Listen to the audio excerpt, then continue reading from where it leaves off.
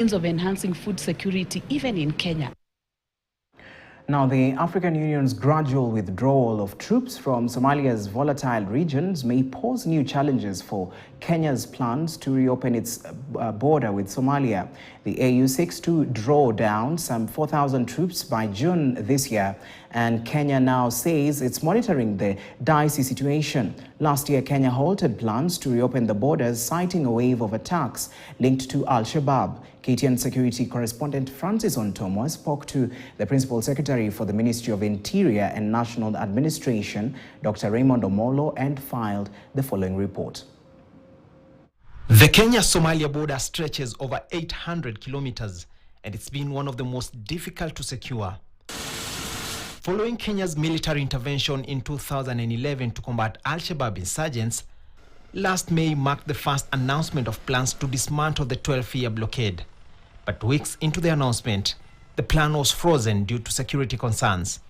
And in the scheme of things, the plan could take even longer. With that drawdown, there is a good chance that it will come with added challenges around security, which we are constantly discussing, we are constantly engaging, and we are looking forward in the next coming months to probably about a year when we'll be able to have these border points fully functional.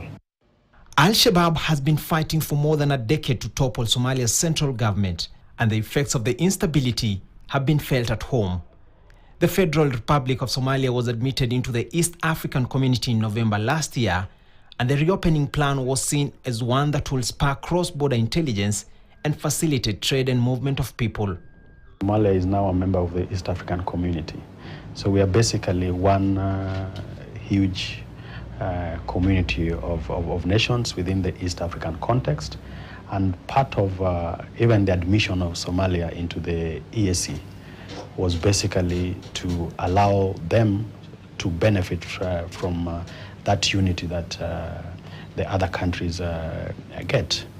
Now, with regards to the opening of the borders, one is that Somalia is an interesting case study, looking at the security challenges that Somalia has faced over the years, particularly with terrorism. And therefore, it means that as a country, we take a lot of interest.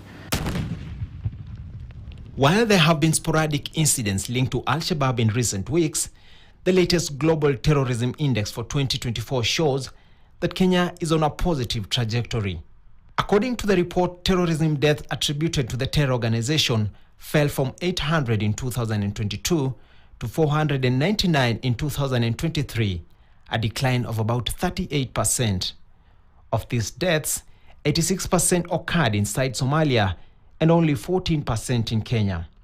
From the 2nd to 4th April, Kenya will host a national border management conference that will bring together key ministries, state agencies, and regional delegates to discuss a unified approach to border security.